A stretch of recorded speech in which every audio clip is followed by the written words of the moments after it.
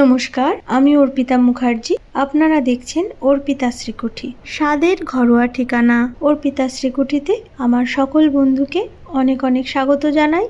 চালতার চাটনি তো আপনারা অনেকেই খেয়েছেন, কিন্তু আমি আজকে বানাবো চালতা ভাজা। চালতা ভাজাটা আমি কেমন করে করছি পুরো ভিডিওটা দেখতে থাকুন। প্রথমেই আমি দুটো চালতা নিয়েছি। এটাকে আমি কেটে নেব। ছুরিতে আমি চালতা কাটতে পারি না, তাই বটিতেই কেটে নেব।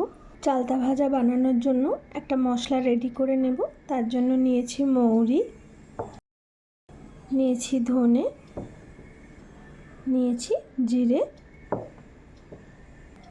কিছু শুকনো লঙ্কা।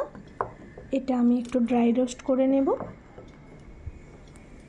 আর নিয়েছি একটু সর্ষে, এটা আমি একটু বেটে নেব। দিয়ে দিচ্ছি ধনে, দিয়ে দিচ্ছি মৌরি, দিয়ে দিচ্ছি গোটা ধনে, কিছু শুকনো লঙ্কা।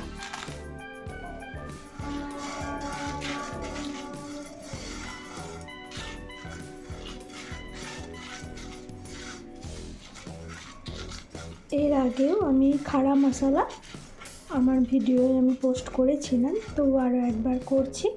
এই খাড়া মশলা আমি আমার আগের ভিডিওতে পোস্ট করেছিলাম।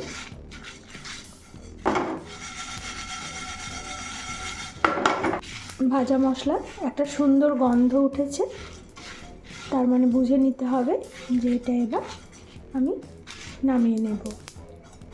একটু ঠান্ডা হলে তারপর আমি এটাকে গুঁড়ো করে নেব।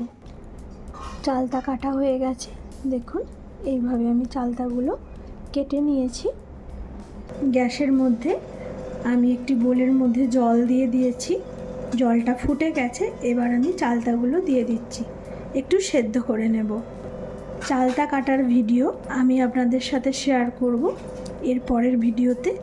চালতা কাটা একটু টাফ, আমার ভিডিওটা অনেকটা বড় হয়ে যাবে, যার জন্য আজকে আমি এটা শেয়ার করলাম না। চালতা কাটার কিছু স্টেপ আছে, সেটা আমি অবশ্যই আপনাদেরকে দেখাবো। একটু হলুদ দিয়ে দিচ্ছি।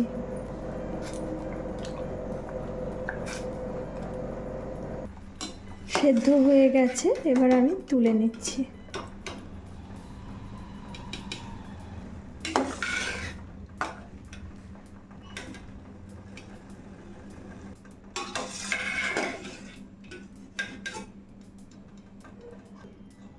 তুলে নিয়েছি, এবার আমি এগুলোকে শিলে থেতো করে নেব। ফ্রাইং প্যানে সর্ষের তেল দিয়ে দিলাম, একটু 5 ফোড়ন দিয়ে দিচ্ছি।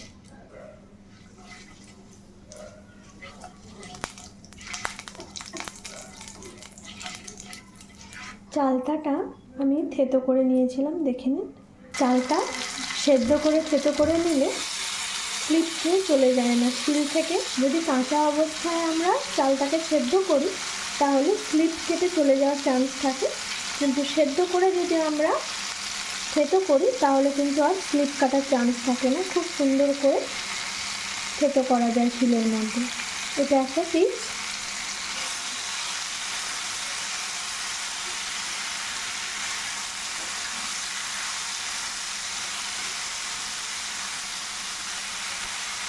দিয়ে দিচ্ছি চিনি,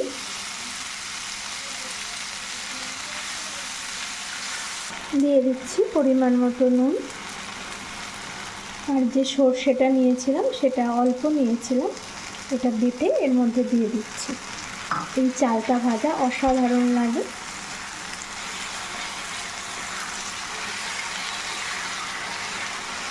দিয়ে দিচ্ছি সামান্য হলুদ গুঁড়ো, যেহেতু হলুদ দিয়ে একবার সেদ্ধ করেছি আর দেবো না বেশি।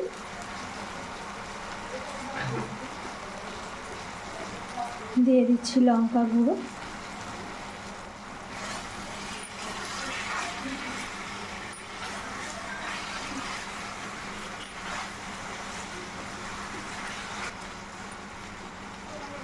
যে ভাজা মশলাটা বানিয়েছিলাম ওটা একটু দিয়ে দিচ্ছি।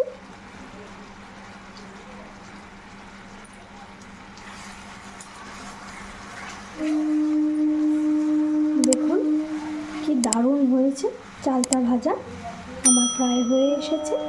ঠিক এইভাবে আপনারাও বাড়িতে ট্রাই করতে পারেন, এটা দারুণ লাগে।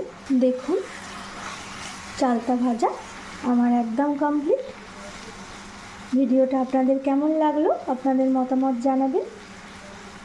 আমার চ্যানেলে যারা আমার নতুন গৃহিণী বন্ধু যারা চ্যানেলটিকে এখনও সাবস্ক্রাইব করেননি তাদের কাছে আমার রিকোয়েস্ট, চ্যানেলটিকে সাবস্ক্রাইব করে পাশে থাকা বেল আইকনটা প্রেস করে দেবেন।